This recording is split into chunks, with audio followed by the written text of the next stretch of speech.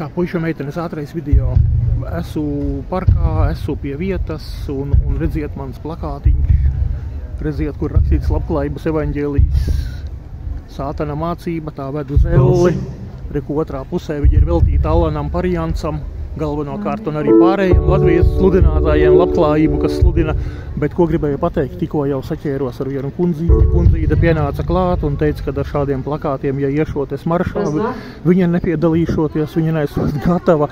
Un tad es skatos, ka te ir plēstās džinsās džeki, un te ir uzstilpētās legingos, uzstilpētajos legingos ir sievietes, un tur rokā plakātu par lūkšanu ar Dievu, ja? Tas ir kašķunst vai kā, lai krieviski saka, ja? Pate ir atnākusi tādās uzstilpētās biksēs, ka es viņas klitoru redzu, es pat varu tur viņas, nezinu, kūsu krāsu un kūsu izmēru, visu jums tulīt nosaukt, ja? Bet rokā ir plakāts par lūkšanu Dievam, lūkšanu Jēzum, jā.